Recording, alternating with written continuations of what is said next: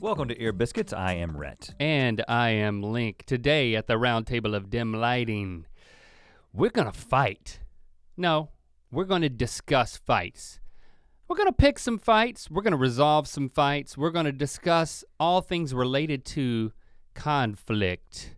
And well, not all things. Yeah, that's just very made broad. A comprehensive promise.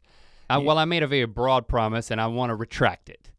You know my motto, don't be comprehensive.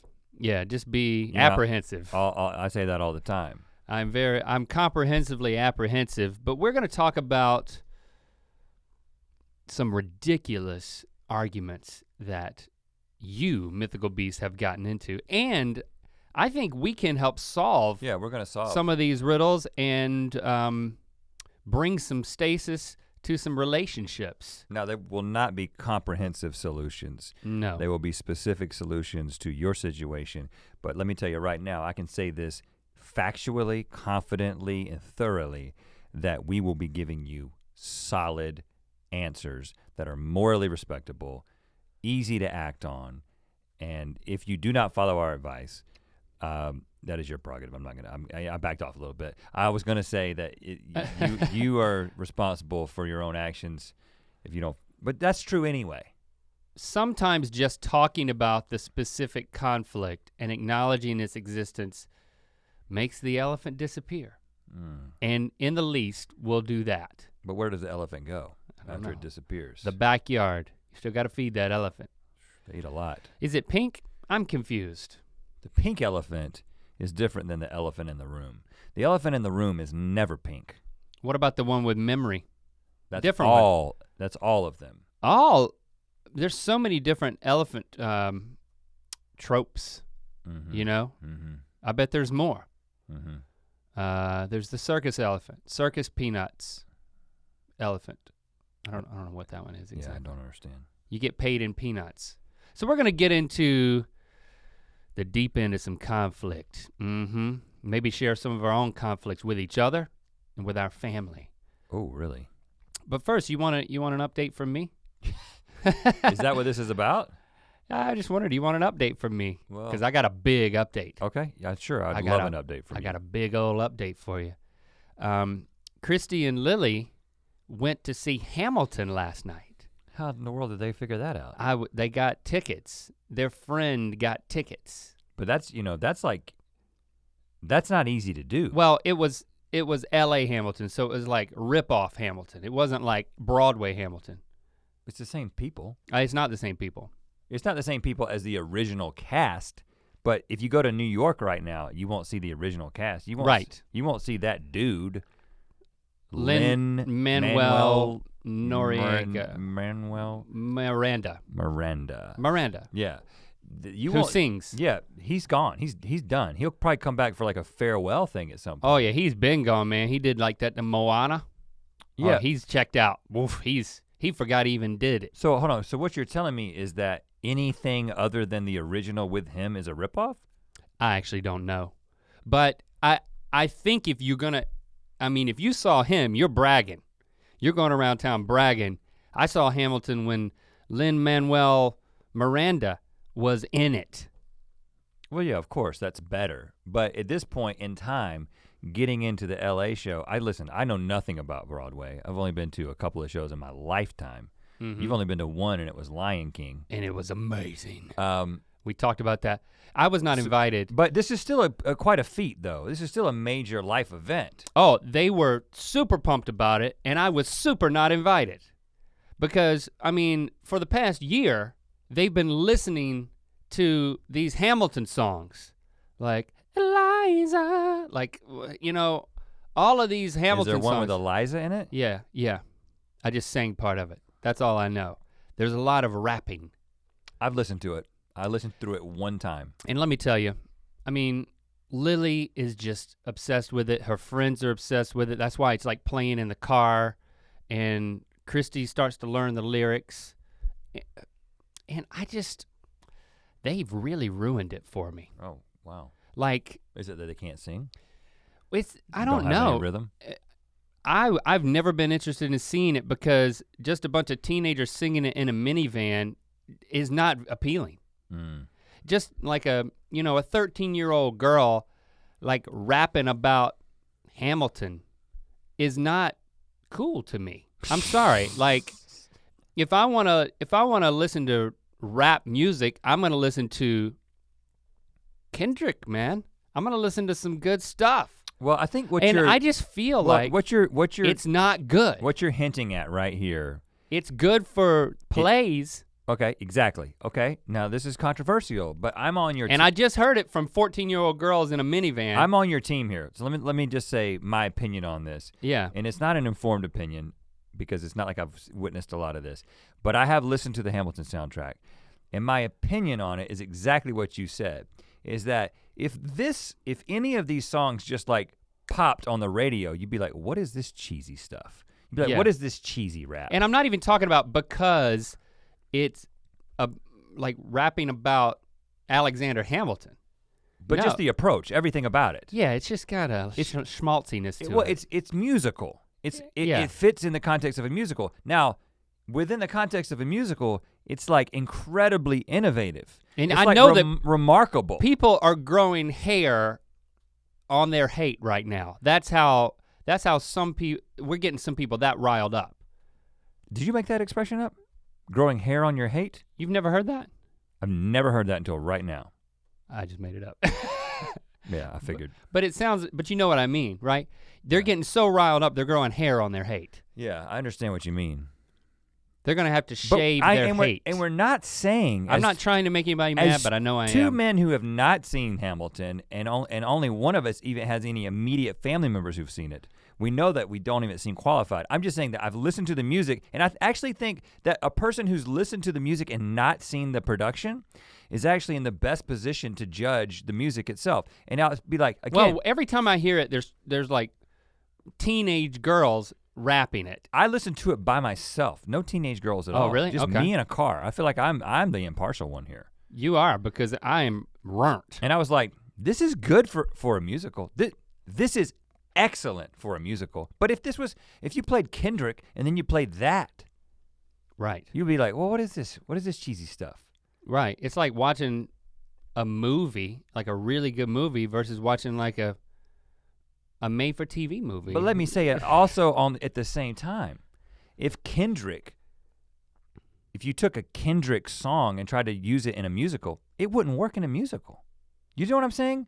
Like, it would not work. Don't say it would work, it wouldn't work. So actually, I'm talking myself back around, and I realized that Hamilton is the pinnacle of musical music. Now what Christy told me. It's still a little cheesy compared to Kendrick. What Christy told me this morning that was news to me was that there is no dialogue at all. It's all singing. So then, okay, let me think about that, right? It's only the music. Really? Really, yeah. They never say anything. Never say anything, she says. And you're saying everything that they sing, it can be purchased on the album? So if you listen to the entire album, you've listened to the entire play? I don't know that, but she said, her and Lily said it was like life-alteringly amazing for them. And I just can't. No, and you know what? It would be for me as well. I'm not gonna speak for you. And maybe I guarantee you, if I went to see it in person, and I plan on seeing it in person, I will think it is absolutely amazing. But it's like beer goggles. Prepared is that. It? But you're talking about it's like play goggles. It's like theater goggles. Well, it's like, you know how at the theater they've got that thing that you look through? I have a better analogy. You can finish and this one. And it makes you think that it's good? I think that's what those things are for. Yeah, that's not what those things are for. The best analogy is summer camp goggles, okay? So you're at summer camp and you have a limited field of people that you might be attracted to, right? And so you fall in love with this girl at summer camp and you're like, Amanda is amazing. Amanda's the most beautiful girl. Can we call her Eliza? Eliza is amazing. She's the most beautiful girl. She's so interesting. And then she likes to work it. Then you see Eliza just in normal normal life outside of summer camp, and you're like, I don't really understand what I saw in Eliza. What you saw is you saw through summer camp goggles. That's exactly what I'm saying. Yeah, but you used the thing about the theater, and that's not the point of the thing. That was a red theater. herring. Right, you really ruined your muddied. analogy. But I didn't ruin it, I just muddied the waters. I saved it, yes, you're welcome. Rhett, you saved it, thank you. And so that's what's happening when you go to a musical. The expectations are set in a certain place. And again, I do not believe that if all of a sudden Kendrick came out, then it would become a concert. And a concert is something that is distinctly different than a Broadway show. Now, Green Day did a Broadway show. Never saw it. So I'm curious about that. With their music? Yeah. And with the music like from Dookie that you would know? I think it was American Idiot. I don't know for sure, speaking out of school. But I think if I went there, I'd probably think it was great too. The thing that, it's like, a cappella. Oh, you're gonna do that? And now, you know what? Since you already hate me, I hate a cappella. Oh gosh. I don't hate the people, but I hate a cappella until. Until what? 2 weekends ago, Lily was like, we should watch Pitch Perfect. And I forgot it was about a cappella. And I was like, as long as the whole family can agree on something to watch, this is a victory. Who am I to stand in the way of us finally all agreeing on something? And everyone wanted to watch Pitch Perfect. One of the best movies I've ever seen in my life. No, okay. Link, you're losing all kinds of respect, man. Okay, it wasn't one of the best. It was a hilarious movie, totally worthy of 2 sequels. And the first one of which we watched the next night. And it was not as good as the first, but it was still pretty great. Listen, a movie all about a cappella, and I loved it. To death, man. Well, so you know what? Maybe I'm wrong. Well, here's what I'll say about a cappella. Shout out to Flula. He did a great job in Pitch Perfect too. Yeah, he did. A cappella is... It was a well-written movie. A cappella, and it was very self-deprecating, which allowed me to like a movie about a cappella. Please continue. A cappella is great in person, okay? Right? A cappella is like... No. Okay. It's embarrassing. No, it's not. Hi. Great a cappella is great in person. But when you make the decision to buy the album... I disagree with that, but go ahead. When you buy, well, yeah, that's because we went to that Google party and the Google a cappella people sang and it was embarrassing, okay? I'm sorry. I'm sorry, guys. We are getting smarmy. That was embarrassing. First of all, when you're in the midst of when you're at a tech company and you're in the midst of the kind of people who work at a tech company, being in the a cappella group makes you cool. But in the regular world, that it's not cool. That's just a fact. But I respect it. But they just thought so highly of themselves. Is my impression. I just thought they thought so highly of themselves and they thought they were so great. No. It really wasn't good. You're misinterpreting the look on their face as thinking highly of themselves, but really it's them trying to hit the notes. They make those faces. No, even as they were setting the songs up. This next one is gonna blow your socks off. They look snooty, but they're really just trying to get on top of the note. No, it was come down on it. It was before and after every song. And they also weren't as great as they thought they were. But hold on, if you see Pentatonics in person, your heart will explode. I'm telling you right now. I haven't seen them before, but I have every reason to believe. But I bet you I would think that they were great. And I bet you I would think that Hamilton was great, just like I think Pitch Perfect is great. But if I was in a certain mood, maybe if I just put on a Pentatonics album, and I realize there's many people who are touched by just listening to it, but I feel like you're relating it to the experience of seeing it live. That's my personal opinion, and maybe that's how I perceive it. So when I experience Hamilton on its own, I respect how the sausage was made, but I don't like the sausage. Yeah, but if you're at the sausage plant as it's being made and then they give it to you to taste, it will taste better. It's just like when you're camping and everything tastes better. Context matters. You know what I'm saying? I would gladly go camping with Pentatonics. I would love to do that. In fact, if Pentatonics is listening, if you guys want to go camping with us, We will make it happen. Or just the And you know what? fruit guys. I guarantee just those two. Whoever we can get. We'll from take Pentatonics. whoever we can get. And if you guys, the guy who plays a cello with his mouth, we'll take him. Yeah. Any day of the week. We'll take one or all or any. All I'm saying we is. will take monotonics. That's what we're saying. If. Diatonics. Yeah, you can keep going until you get back to pentatonics. But if we have a campfire set up and one of you guys starts making noises with your mouth and the other one starts singing, I'm probably gonna start crying. I'm not kidding. Well, you're gonna cringe a little first. You're like, don't do this. But then. But if we invite pentatonics on a camping trip, I think the expectation is that they're gonna sing a cappella. They're gonna bust out. And I will weep openly, unashamedly. But I'm just gonna tell you right now that I'm not going to enjoy the album. That's just my personal opinion. That's how lots of people do. They sell crap tons of albums. Oh yeah. I know that we've made a lot of people upset. And I know that we're the ones who are wrong, Yeah. but we have to be honest. Right. We have to get it out there to the detriment of our careers. This is where this is when hopefully we haven't lost any fans. A whole chunk of Mythical Beasts just sloughed off. That's what it sounds like when they realize who we really are. Yeah. I'm sorry if we've broken any hearts. It's like a dead skin cell, except we're the dead skin cell. Yeah. We're gonna get into some fights and also resolving some conflicts for you guys. But first, we're gonna take a second to let you know that we debut the bigger, badder, better, even more mythicaler Good Mythical Morning on the Good Mythical Morning channel. Mm-hmm. There's lots of surprises. We're gonna have a lot of the same stuff that you've come to love that will not be replaced. It will be added to with guests and other jazz, like literally jazz. Extemporaneous, the jazz conversation spontaneous jazz. is still happening. I don't know how much jazz there will be. We're gonna have Lin-Manuel Miranda. He's gonna be a guest, along with Pentatonics. That's also not true. Neither of those things are true at this moment. It doesn't mean we won't try. Yeah, we will, and then what are we gonna do? What are we gonna tell them? Oh, when they're on there, well, they'll never listen to this. Hopefully. I think we'll have to. And if we do get them booked, we will have to delete this podcast. Yeah.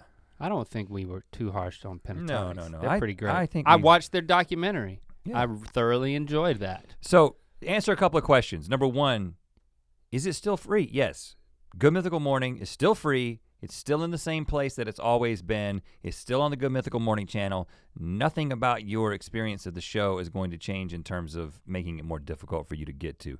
It is very simple. You're going to get more, and we're throwing even more at the show. So on a given day, you're not just gonna be getting one video from us, you're gonna be getting 4, maybe 5 videos, and we are gonna be bringing in even more people to help. We are gonna have even more games. We're gonna try to bring back some of the things that you know from our past, more music and even more fun playing characters and all that stuff that we've done sporadically over the years, both on the original Rhett Link channel and also on Good Mythical Morning. We're trying to throw more at the show.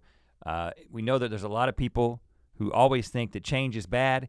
In this case, we firmly believe that change is good. We appreciate your support, and we know that we're gonna get comments about how, oh, this has changed and it's not good anymore. Please be your mythical best in the comments, and let's steer the conversation in the right way. This is only getting more mythical, and I feel like some of you will understand that, we know. It's tough to ask that after we've been so unrelentingly honest, scathing about the. No, we weren't scathing. Okay, good. We said that Pentatonics and Hamilton are the best that either of those genres have to offer. And we have an appreciation problem. Maybe we're the problem. No, I love both of them, and I said I would weep at both of them. I've got nothing to hide here. The Good Mythical Morning channel. Subscribe if you're not already subscribed. YouTube.com/GoodMythicalMorning. Let's get into some fights. There's a chapter of our book of mythicality called Pick a Fight Worth Picking, and we tell a number of stories of fights that we got into. I think it's just called Pick a Fight. I think at one point it was called Pick a Fight Worth Picking. Pick a Fight Worth Picking. Yeah. That you can earn by reading and applying the chapter. I'll tell the story in detail that I think I told on a Good Mythical More of having an altercation at a gas station where I thoroughly embarrassed my entire family in tow in my minivan when some dude let me have it, and I totally deserved it.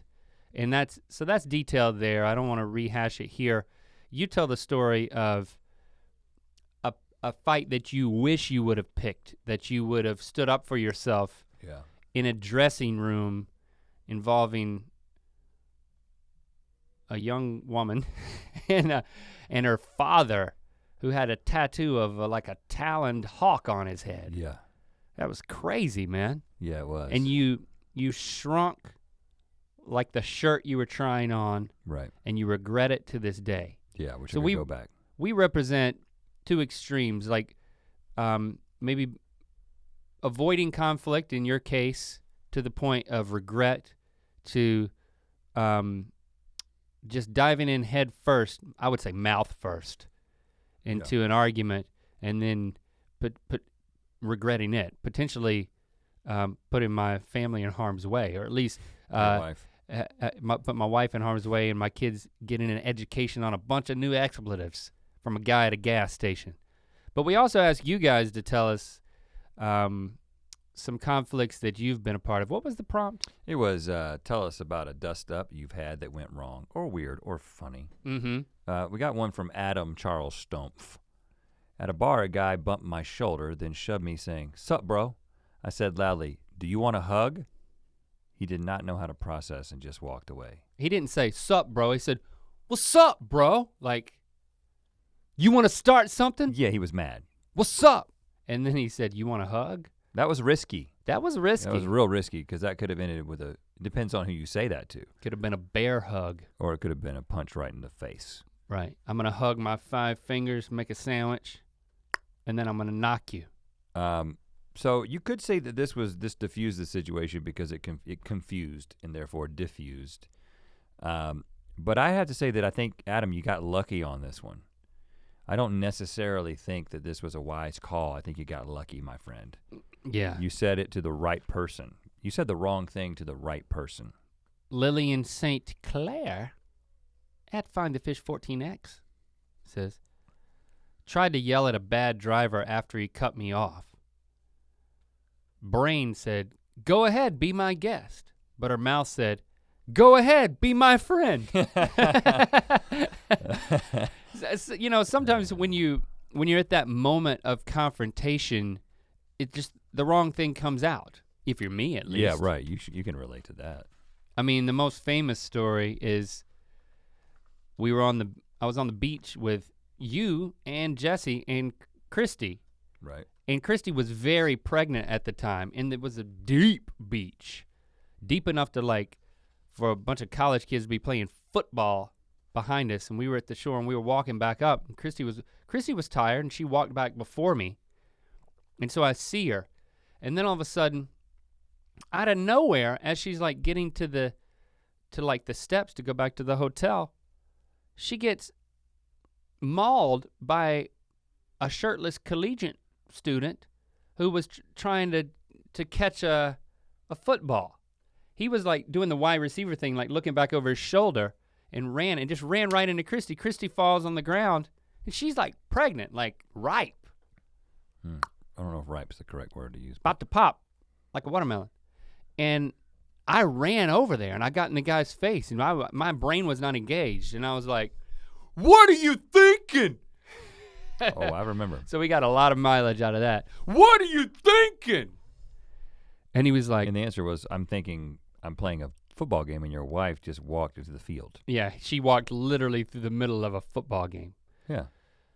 I mean, you wouldn't think, like if. And then his response was very apologetic, but he had every right to be, I mean, when a pregnant woman's lying in the dirt, there's not much else you can do besides just help her. Even if the husband is like ranting a little bit, it's understandable, but I made it very awkward. And you also didn't back down. I mean, you did back down, but you both, actually you and Christy, and it's interesting because I feel like you guys are both alike in this way. Yeah. Like, you both got mad. Right, but it was an honest mistake. And you stayed mad. So it was like, it wasn't like you got mad and then you realized how ridiculous it was to be mad. You both got mad because Christy stood up and said, "Gaw!"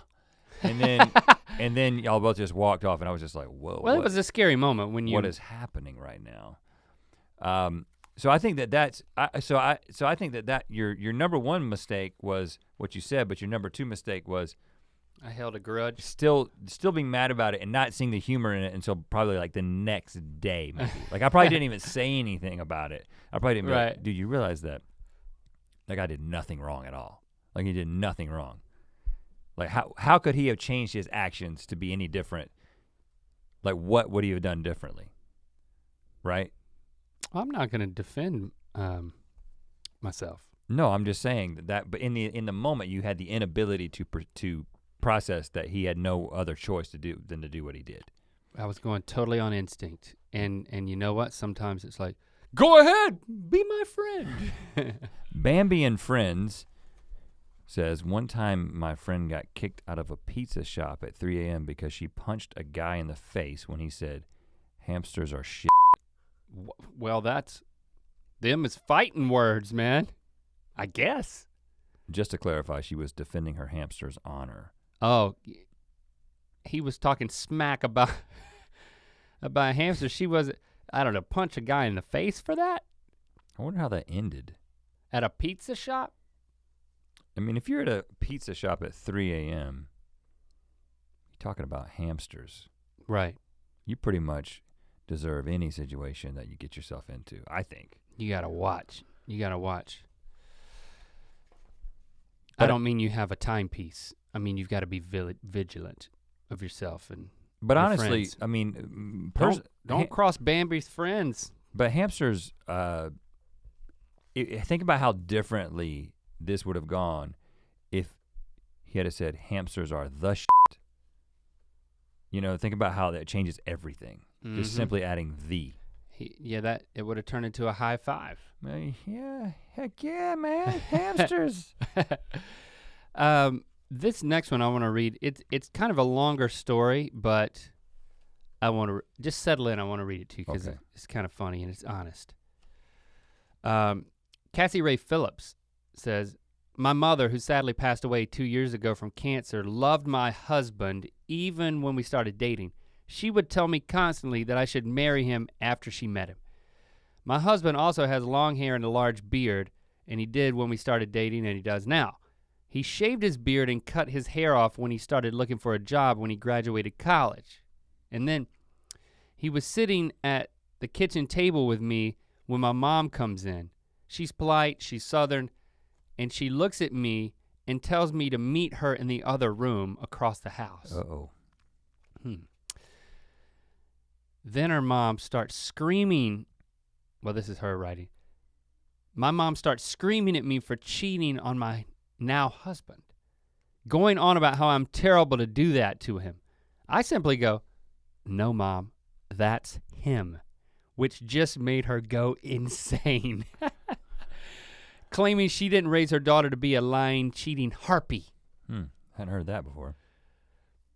All brave and serious, she threatens to call him. I gladly hand her my phone, and at this point, she's so disgusted with me. It's comical to me.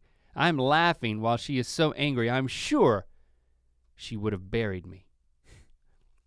She storms into the kitchen and forces me to come in while she humiliates me. Come in here, right now, in front of this guy who you're cheating on your husband with. This clean-shaven man. And then she's, I'm calling him right now. She calls him, his phone rings right there, because it's him. She realizes it, then she calmly hangs up, sets the phone down, turns around, and walks out of the kitchen. I'm in tears laughing, explaining to my now husband, and he started laughing so hard he started crying. I didn't see my mom for 3 days. That one kind of speaks for itself. What speaks for itself? I mean, it almost sounds like a movie scene. Yeah. It's almost like this may be from a movie and Cassie's just trying to get us to believe that it happened to her. I don't know the movie though. It certainly wasn't in Pitch Perfect 1 or 2, which I will never forget. Yeah, you recently enjoyed, so therefore you know that. Hopefully they all reconciled later. Aaron Cresson. My younger sister and I are best friends, but we fight over the dumbest things because siblings. Once when I was in high school, we got into a shouting match over something I can't even recall now. What sticks in my memory was my breaking point during that particular fight. Emma, my sister, took the pickle she happened to be eating throughout this entire thing, squeezed it, and flicked the juice all over my face. She ran immediately, which was wise of her. I'll get her back one day. It's always good to bring a pickle to a fight. Yeah. You know? Because really what can go wrong? First of all, it's difficult to hit somebody who's eating a pickle because it just feels like it's gonna be messy. Kind of like a person with glasses. Yeah. You don't want to punch a person take your glasses with a pickle. off. Take your tie off. Take the pickle out of your mouth. Can you put down the pickle so I can punch you? Right. You don't want to pickle punch somebody. You don't want to you don't want to catch the pickle instead of the face too. Because then you could literally just kill them if you hit it hard enough and it goes right down their throat. And that's not what you're trying to do when you punch somebody in the face. I mean, you're not actually trying to kill them.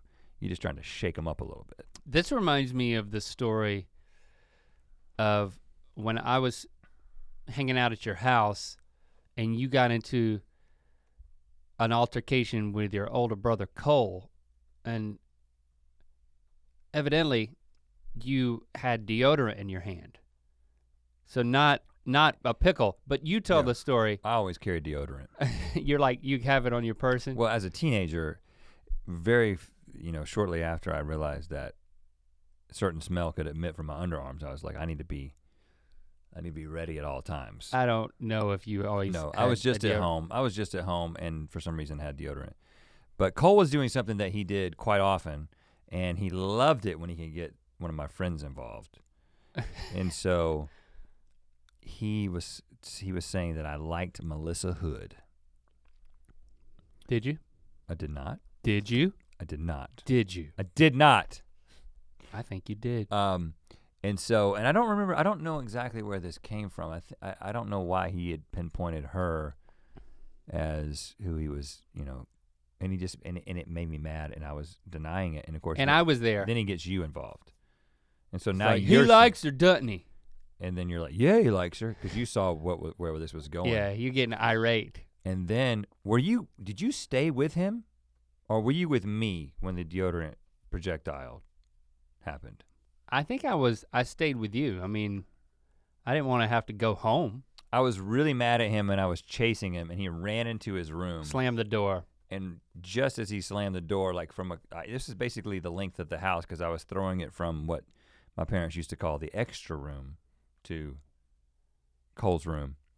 Across the stairwell. I threw a fastball and the deodorant it hit the... You threw it, then he slammed the door, and then it just... He intercepted the deodorant with the door. And it obliterated the antiperspirant / deodorant. It was white. It was one of those that when it hit the door, it burst everywhere. It was beautiful. Like white. It really symbolized my anger at the time. Yeah. I can see it in my brain now, like watching it on a slow-mo phantom camera. But I think that the moral of the story is having an object you don't want to, like if you're playing a role-playing game, you don't go get into a fight before you equip yourself with something. And in real life, that might be a pickle, and it might be deodorant. Don't pick you need to look at what someone's got in their hand before you pick a fight with them, I think is another way to look at it. That's true if you're on the other end of it. I mean, you damaged the drywall in your own bedroom. But that was just out of pure anger over something. I don't even remember what it was. You punched through the wall? No, I kicked the wall. You kicked the wall? Yeah, and you don't remember what that was? But it was Cole. I don't know. I don't know who it was. It wasn't me. I was mad about something. We didn't get into a lot of fights. I mean, I would come over there and you and Cole would get into fights. Like he'd get mad because you took one of his CDs or something. Oh yeah, Cole and I fought all the time. And my kids fight all the time. All the time. Like constantly. But it's not much of a fight because it's a 13-year-old and an 9-year-old. So it's not like there's sometimes it gets a little physical, but it's, Locke overreacting in some way and like pushing shepherd or something like that, but it's not anything that where I have to like step in.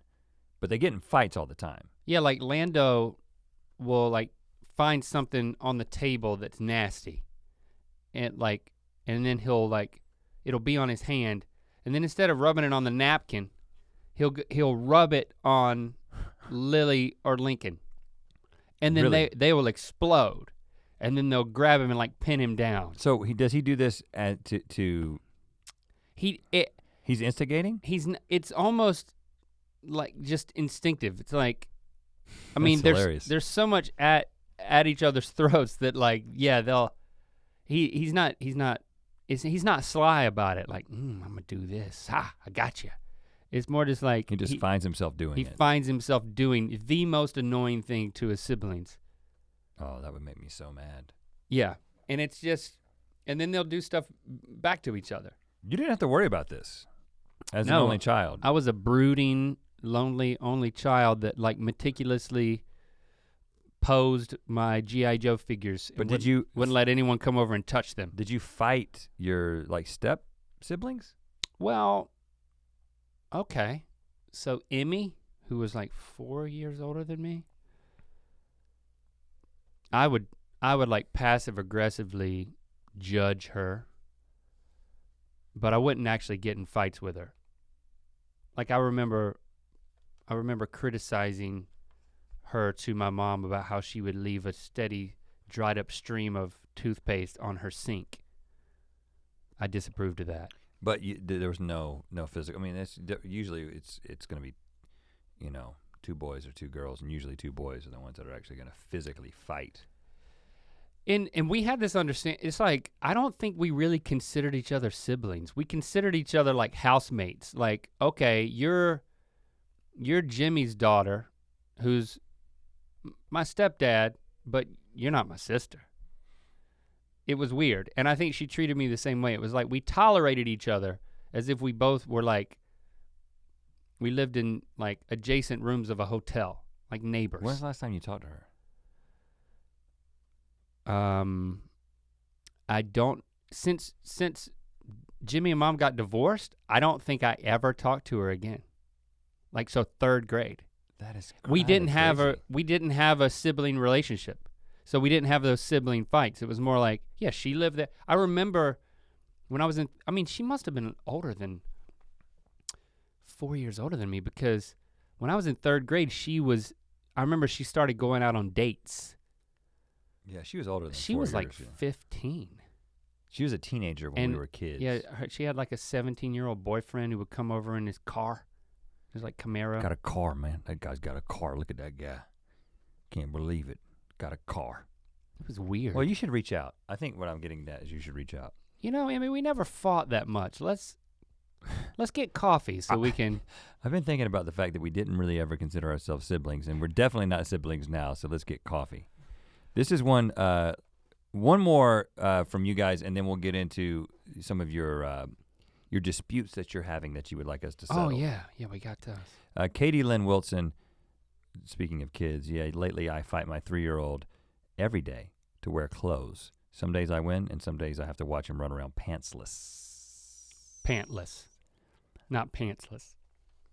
Pantless? It's both work. I totally understand. I mean, Patty Pantless would be a good country singer. Patty Pantless? Patty Pantless, and she just performs in like just a,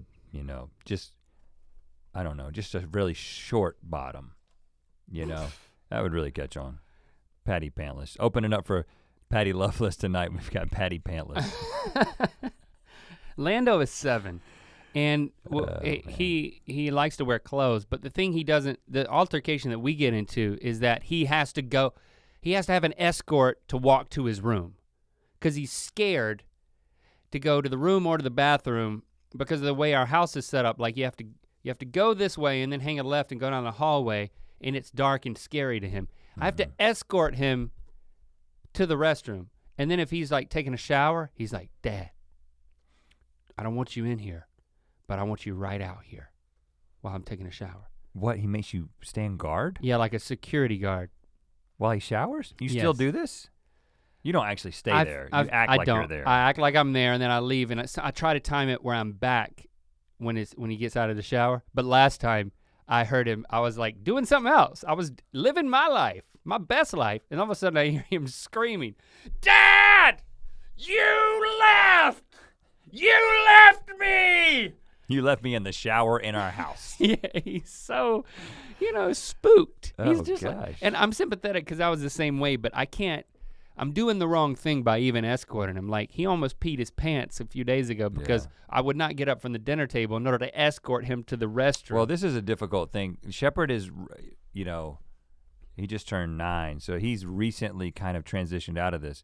In our house, his room, all of our rooms are upstairs. So, but if we're like watching TV and it's time to go to bed, and if he's gonna go to bed early, it has been in the last 12 months that he's gotten to a place where he didn't really complain about going up the stairs. Now, we would make him do it, but there were lots of times when we took him up there. But this is the continual fight that I have with my wife is, I'm like, well, my parents would have never done this. My parents would have been like, boy, you want me to escort you upstairs? Shh, forget about it. And I would have just gone upstairs. But like, this is a different generation. Right, we coddle. We escort them upstairs and stand guard while they shower. What are we doing to our children? Jordan Warner posted. Well, this is a. Well, yeah, because we put a new post out. A different prompt. Well, hold on. Here's the. We put out a new prompt, which was, tell us about an argument / disagreement you've had with someone recently. Maybe we can help resolve it. And the reason why I wanted to put out that post is after I read this one. So I wanted to read this one from Kyle Hertubis. I think that's how you say that. Kyle Hertubis. To this day, the biggest fight my wife and I have ever had is over the pronunciation of taco. What? Okay, I'm interested. We have been through job loss, buying a house, horrible catering experience with our wedding, our luggage lost on our honeymoon, and yet to this day, the biggest issue we have ever had is how to say taco. I have said it with a soft A my entire life. She says it with a hard A. Hard A. Taco? I guess she says taco. In retrospect, if that is our biggest problem as a couple, we are lucky. However, the fight continues to this day and will most likely start again after this post. Well, hopefully we can end it for you today, Kyle. No one in their right mind says taco. I mean, Kyle's wife, nothing. Your name is not listed. And that's good for you, because we would sorry, be all over it right now. I'm sorry to say.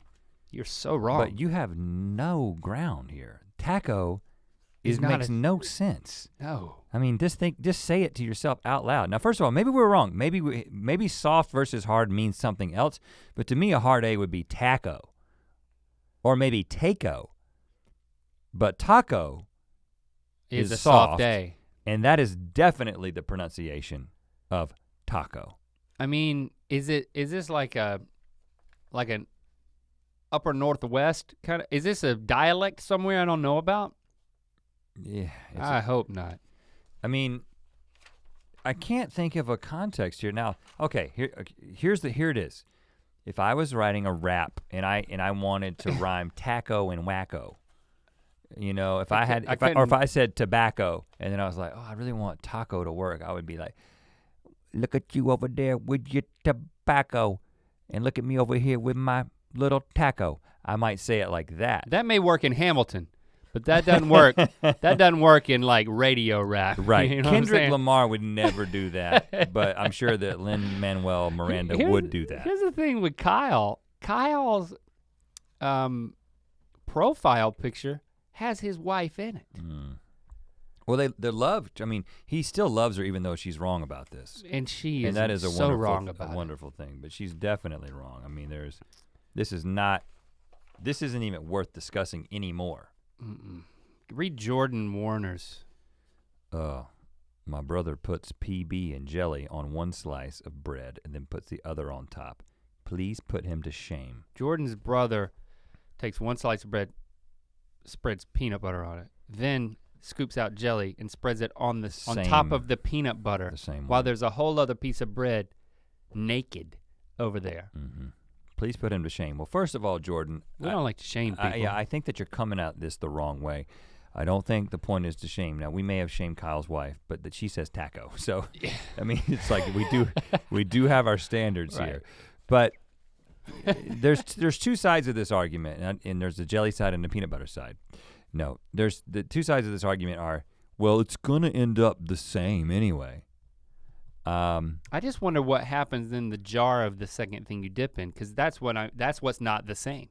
Well, does this involve a cleaning of the knife before, or does this involve a separate utensil? I guess it would, because that doesn't matter either way. Right, because if it doesn't matter, you would clean it. What I do is I spread the peanut butter, and then I use the naked bread to clean any remaining peanut butter off onto the naked bread. That's smart. And then I dip it into the jelly now that I have so as not to contaminate the jelly with peanut butter. And I haven't solved the issue. I lick and wash. No, you don't. I lick and wash. If I'm making one for my kids, or if I'm making a peanut butter and jelly sandwich and it's only for my kids, I don't make them for my wife. Hey baby, I do the peanut. Guess what I'm making for you down here? The peanut butter tax is just, I thought that was just an expected part of parenting.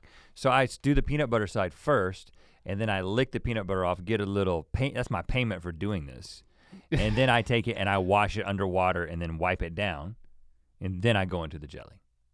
And then I get the jelly, and then I lick the jelly as well. Here's the problem, because we're not anywhere close to solving the problem. Double lick. We're on, I disapprove of that. But they're your kids, and they can get whatever you've got. I wash the germs off, man. You rinse. Okay. That does it. Hey, yeah, that's fine.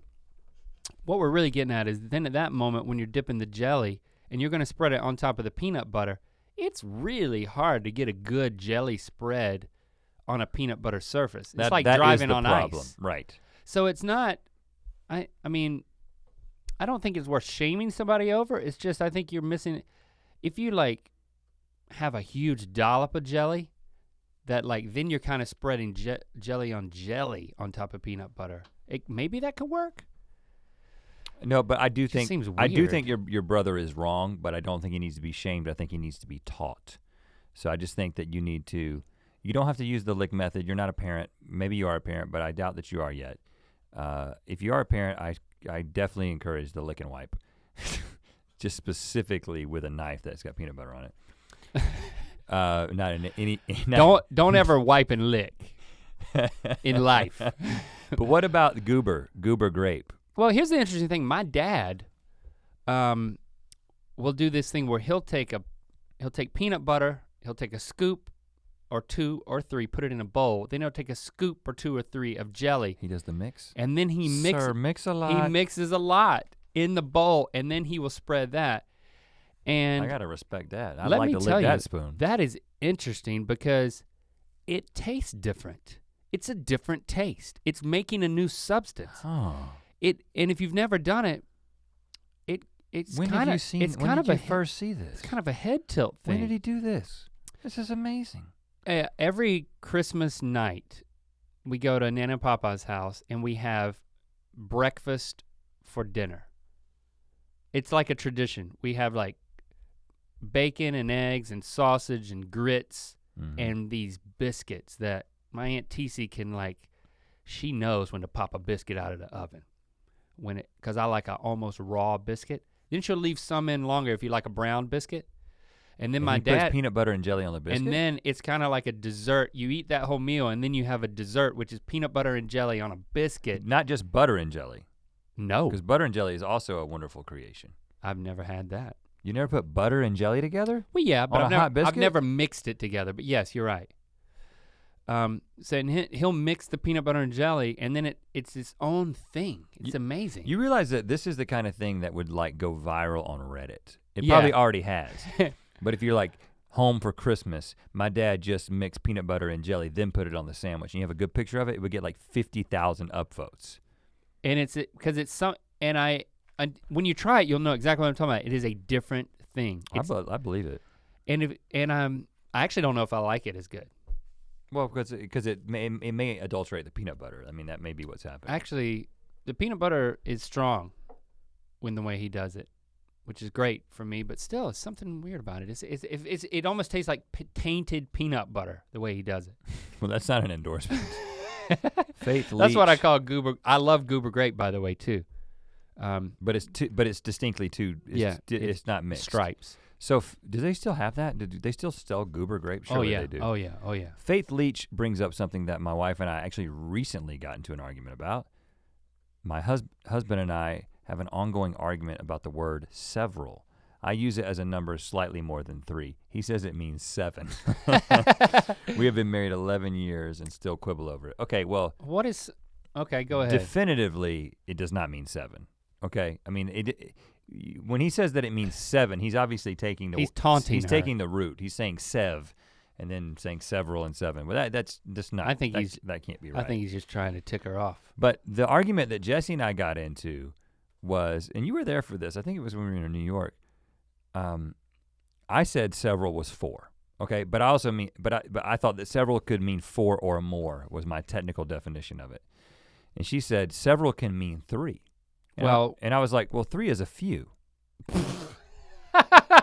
Well, we know that a couple is 2. 2. Bring me a couple of napkins. I've always thought that a couple was 2, a few was 3, and several was 4 or more, but not like 7. Well, a handful was 5. Because that's 5. A handful is 5. You got 5 fingers. A handful. You know what? You smack of like an English teacher, like grading a bibliography right now, and you're on thin ice, brother. Really? When you're that specific about something no one gives a crap about, you're like, who cares if I'm missing a period and 2 spaces in my bibliography? Nobody reads the bibliofreakinographies. Yes, I'm citing my source. Like the heart behind this is that I'm giving the credit where credit is due. Like why are you nitpicking a semicolon? Well, and that's why I hate English. Yeah, but I'm just saying. Because I got graded on the semicolon location in the bibliography. So. You're Googling this? No. Your argument is so weak you gotta Google? No, I'm not technically right. I'm just saying this is what it was in my family. Okay. All I can say is I know that 7 is not correct. Well, I'm with you on that. So I'm just saying if you tell me several. I've always thought slightly more than 3. Right, well, so. Well, hold on, before you read this, I don't know what my position is. Can I think for 1 second? Yeah. A couple is 2. Can I have a few napkins? How many do I expect? If I gave you 2 napkins and you asked for a few. I wouldn't quibble. You wouldn't quibble, but if you said, can I have a few M&Ms? And I gave you 2. I'd feel cheated. You'd feel a little cheated, right? Because 3 napkins is just excessive for anybody except a baby. Can I have, can you bring several napkins? That'd be a weird request in general. Using several. If you brought me 3 napkins. Can I have several M&Ms? It's like no one even says that. So give me a sentence that I would actually say first of all. Like where would I ever ask for several? How many books? How many books have you read this month? Oh, several. Okay, you got me. All right, so now I'm good. I'm in a sweet spot. I'm in it. I've read several books. Well, if I ask you, how many books have you read? And you said, I've read several. I would be thinking that you had read not 3, more than 3. Definitely more than 3. Right, yes. right. But if I said 3. But not 7. But if I said probably 3. 4. Exactly. 4 to 5. 4, exactly. Maybe 6. That's 4 to 6 is several. Okay, I'm on the same page with you. Oh, okay. But if I had said 3, you wouldn't feel cheated. You'd be like, well, okay, you kind of overestimated. But if I said a few, see, the technical definition of several is more than 2, but not many. But not many more than 2? What? So I've always thought that, so I'm not saying that I definitely know that several can't also mean 3, but it definitely means more than 2. And it definitely does not mean 7. I think it means 4 or more, because I think few means 3, even though I know that doesn't make sense. It's just the way my brain works. I do think that a handful is a subset of several, which we agree with, because we're saying several is 4 to 6, and a handful is 5. But wouldn't the world work better if a couple was 2, a few was 3, several was 4, a handful was 5, and then 7 is just say 7. Well, it makes me think of that moment when you're at a fast food restaurant and they're like, you're like going through the drive-thru at Taco Bell and they're like, you want some hot sauce with that? And then I'm like, yeah. And then they're like, how many? And I'm like, oh, I can't answer that. You know, you want to just a handful. But then no, I don't want a handful.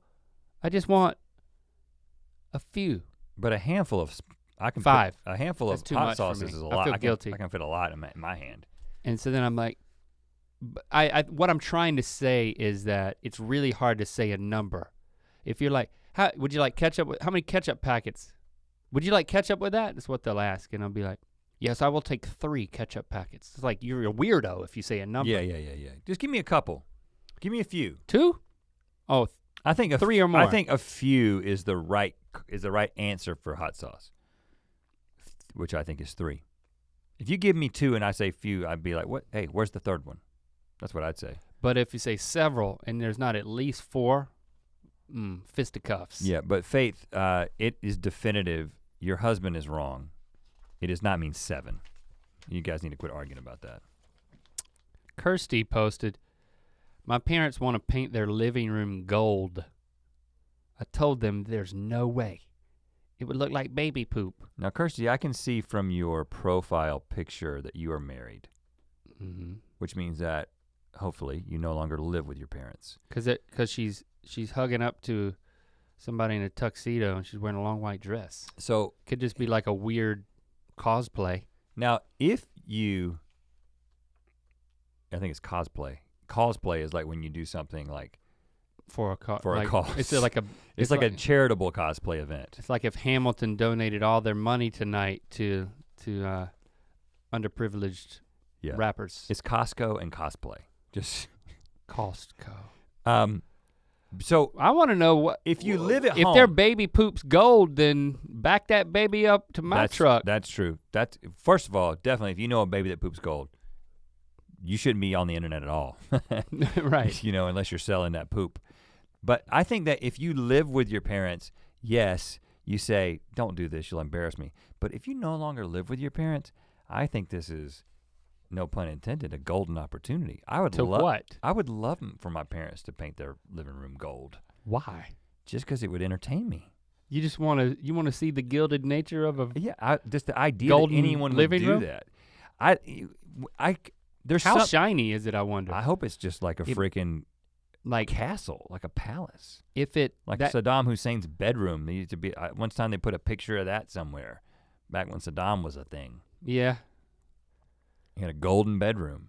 If my parents want to make their house look like Saddam's bedroom, I'm like, yeah, this is entertaining for me. Well, I love to be entertained with no consequence. If you know what I'm saying? If your living room is painted gold, before you know it, next thing you know, they're throwing you over the side of a ship. That's not what they did with Saddam. Yeah, it is. They threw Osama over the side of a ship after he died. That's true. If you believe that. I'm concerned that the golden nature of the living room would interfere my ability to watch the television. Yeah, I'm getting glintage. Oh goodness, I can only see out of one eye watching the Golf Channel or whatever's on television these days. NBA basketball. What do people watch on television now? Sports? Yeah. Yeah. Connor Bison. I was arguing with a coworker about hot dogs being a type of taco. Hot dogs being a type of taco.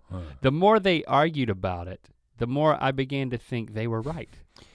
So I don't know exactly what side you were on, Connor, but I assume that this is your coworker saying that they are a type of taco. Not a taco. Connor became convinced that a hot dog is a taco.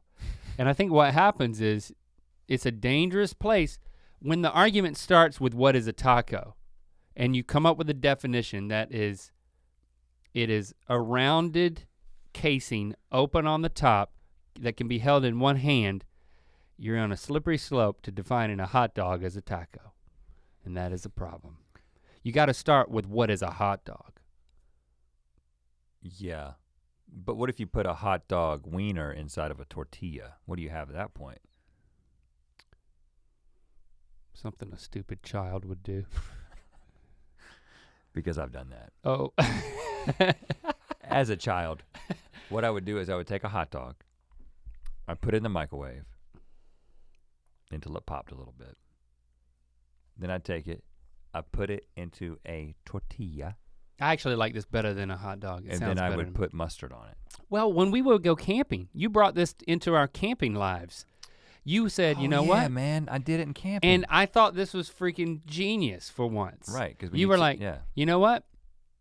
We're going down the grocery aisle on the way to the camping trip, getting the groceries, and you're like, I'm reaching for the loaf bread, and you're like, and then you're like, let's get tortillas. They're smushable, they're easily packable, and you pack them into stuff, and they're not compromised in the way that a loaf bread is. After 4 hours of driving or hiking or whatever you're gonna do, your bread turns into a tortilla anyway.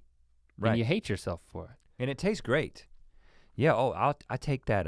And then we would buy those sausages. The bratwurst with the cheese inside of them. And we would wrap them in the tortilla, and we would make hot tacos. Hot tacos? It's happening to us, man. A hot dog is a taco. No, it's not. It's not, man. I think that a soft taco. A soft, fluffy taco. I think when you put a hot dog is a soft, fluffy taco. You put a wiener inside of a tortilla, you've created something new. I think a taco is a tortilla. First of all, a tortilla is involved with a taco. So hot dog is not a taco because it's got a bun, okay? A bun is nothing but a fluffy tortilla. That's not true. Flour. Tortillas are they're flat just like the earth. There's just a flat disc. That's what the tortilla is. And then I know that. And then, but a bun is just simply a loaf of bread that has been split. You know what I'm saying? I think you got to start with the container. Shaped in a very special way. Yeah, I'll give you that. And then I think that the insides of a taco can be anything, but I feel like they have to be loose. It can't be encased. It can't be a wiener. Once you put a wiener inside of a tortilla, you just got a new creation. It's amazing, but it's not a taco, and as much as I enjoy them, I would never call it a taco. Connor, your coworker is wrong, tell him. You've been duped, and you almost got us. Yeah. Ashley Collard, that's a good last name. Good gracious. Tasty, depending on what you cook with it. You can have a bitter collard, or you can have a nice, invitingly greasy collard. It's difficult to make collards really good without ham hock. Yeah. Or bacon. Ashley, I hope you eloped with a ham hock.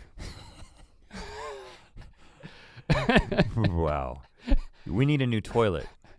I want a new toilet from the store. Husband wants to buy a used toilet. Used toilet. Ham hock wants a used toilet. He says it's stupid to pay 10 times more for something you poop in. Wow. So pay 10 times less for something other people have pooped in. Right.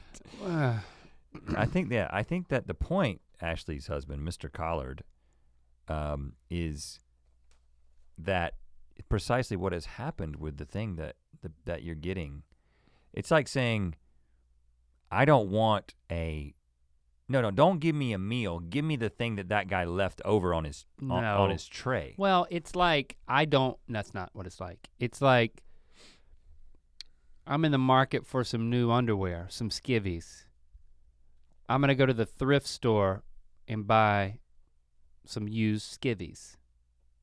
Whitey tighties. Tighty whiteys. That's what it's like. But I mean, what if they've been cleaned? But what if functionally the toilet is, not functionally, but cosmetically, the toilet looks totally new? Yeah, I think she's. You think he's got a point?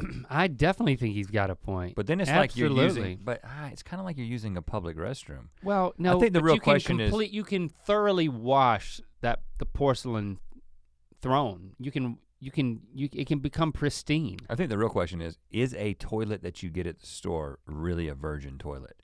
Or is there like a guy who tests it? I mean, I like to think that there's a guy who tests it. You listen. That's a good job. Ashley, this is what you need to come to grips with.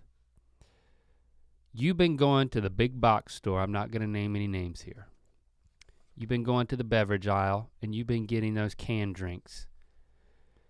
And then you've been bringing those home and you've been popping the top and you've been drinking those canned drinks. You've been feeding them to your husband, your kids if you have them, your loved ones. Little collards. What you don't know is that stock boy number 4, 5, or 6 has peed on all of those canned drinks. Yeah, that happens all the time. It happens all the time. I used to do it when I worked at the grocery store. I whiz all over the top of those things. And then you touch it with your hand, you open it up, and then you wrap your lips around it. Yeah, it's basically like having somebody pee directly into your mouth. It's dried up though. Yeah.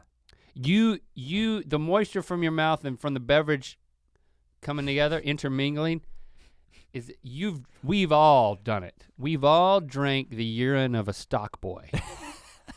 So get over this toilet thing. You can clean it thoroughly. Yeah, but you should also You should also clean them cans. Yeah, you should wash the top of the cans. Don't ever just take that LaCroix or whatever it might be and just put it to your lips. I will say, however, that soft drinks like LaCroix come packaged inside. In a box. So it's the guy at the factory who pees on it before it goes into the box. I don't think so. I think we're talking about open cans. People at factories can't get away with that kind of stuff. Factories have standards. The guy who's crapping in the toilet before it gets shipped out, he's got standards. But the stock boys, man, grocery stores have no standards at all. Have you ever been back there? Like sometimes you have to go use the bathroom in the back, and you're like, "Where's the bathroom?" And they're like, "Gosh, back through there." And you're like, "I can go back there?" You mean me, just a random guy who's in this grocery store right now, scary. Can push these doors open and go back and see the inner workings of the grocery store and then crap in this toilet? Yeah. And I could come out and be like, you know what? I'm not gonna pee in the toilet. I'm gonna pee on the drinks. Or I could come out and be like, I'm gonna pee on my hands and then rub my hands all over the drinks. And there's nobody back there. I've never seen anybody back there. You could take the drinks back there, pee on them, and then continue peeing in the toilet if you had more pee than you knew. Right. You could drink some of the drinks and then pee that drink right on other drinks. Ashley, let me ask you this. If you have people come over to your house and they have to sit on your toilet and use it, how do you feel about it afterward? I mean. That's a good point, Link. What if maybe you need a new toilet every time you have friends over? Maybe you do some investigative work. Maybe you just get as much information about the toilet as possible. I don't know where you're buying this used toilet. I don't know who's selling a used toilet. But I think if you could just be like, could you tell me about the family that own this? Used toilets need homes too. I think your husband might be onto something, Collard. Last question, Carol Sucker Punch Foley. My husband thinks that turning the AC up means to make it warmer in the house because you are making the temperature rise. While I insist it means making things cooler because you are turning up the power on what is changing the temperature. The same disconnect occurs in the winter with the heater. Please help us solve this argument before the weather gets any cooler. This is an excellent point. Oh man, how many marriages are teetering on the verge of divorce over this alone? Too many. Too many. How many coworker relationships have almost shattered because I've gotten angry over this? I mean, I just cannot, it's blown my mind how people, here at our office don't understand how a thermostat works. That's a different issue though. It's a different issue. But boy, am I heated about it right now. You've had to explain that a number of times, that you keep it on auto and then you set the temperature that you want. Oh gosh. That's how a thermostat works. And they both know this, so they're off to a good start. They're gonna make it. Turn the AC up, Rhett. What would you do? Can you please turn the AC up several degrees? Well, then I was too specific and you know the answer. Well, in that case, I would know that I needed to, but turn the AC up. Well, okay. First of all, the way to avoid this argument altogether is to say, could you make it a little cooler or could you make it a little warmer, right? You don't have to know even what's on at all. And I mean, I've got the Nest thermostat, which I just set a range, right? And so I don't even know when the heat's coming on and when the cool's coming on. It's all about the range. So that solves the problem too. Getting a thermostat where you both agreed on the lower limit of the temperature and the upper limit of the temperature solves all this problem. I do think you're making a good point here that like if you're in if you're committed to making a relationship work, there are some arguments that you shouldn't keep having. There is an elegant solution to adopt a middle ground of a way of speaking about things where everybody wins. And I think that's it. It's like, can you make it cooler in here? Or can you make it warmer in here? I'm cold. Can you make it warmer? Right, but I'm cool. Can you make it hotter? yeah, so the way around this is just to bypass that and use language that's clear. However. And it's a great opportunity to show someone you love them in the way that you change your language. Language is powerful. But, Carol, what I will say, this is where I'm gonna definitively come down on this. I have to think we agree on this. Turning the AC up means making it colder. Here's why, okay? Absolutely, you are right. Here's why. No, yeah. Turning the AC up means making it colder because Carol is right. If you ever, no, my husband thinks that yeah, your husband is wrong, you're right. Turning the AC up means making it colder, and here's why. Because if you go back to your college dorm room when you had a window unit that did not have a thermostat, but it simply had cool, or if you're in a hotel, one of those old hotels where it's just cool and it has cool high, cool low. If you say turn the AC up in that context, it clearly means to crank it on more so that it will get cooler. The AC will work harder and get cooler. But if you're in a modern home with a thermostat, you don't have to have this argument. But I will say that if you take the logic of a window unit without any thermostat, which probably came before any kind of AC unit with a thermostat, so you go back to the roots of air conditioning, to turn it up definitely mean if you turn the heat up, degrees go up. If you turn the AC up, degrees go down. Because the power has increased to the unit that you referenced. But that can be complicated and controversial. So you don't have to well, you wouldn't get your husband to agree. Because you wouldn't turn now if you said turn the thermostat up, that would mean make it hotter. Hotter, definitely. Turn the thermostat up. But if you turn the AC up.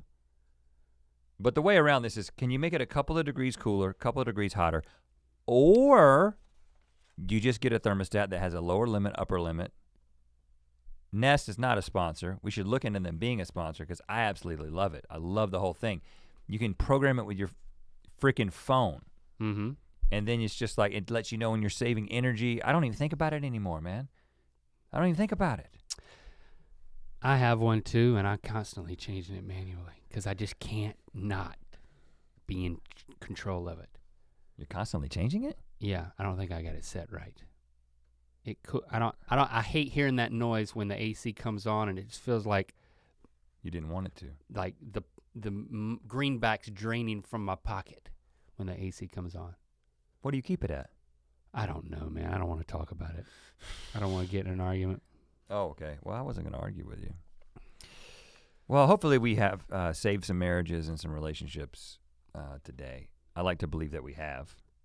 And we could have ended some, especially I mean, if Carol, if you can't get your husband to agree with you, especially this taco situation, I mean, you guys may not need to be married. I mean, that may just be the answer for you guys. I don't know. But you know what? That. We just want you guys to be happy. We want love to flow. So don't let us stand in the way of the most important thing is not being right, but it's being careful. And by that I mean full of care for those that you care for. We care for you, and the fact that you're still listening means a lot to us. It does. And we'll speak at you again next week. Until that time, enjoy a taco or two. I'm sure you can find places to watch us. Put a hot dog in a tortilla, but don't call it a taco. And whatever you do, don't call it a taco.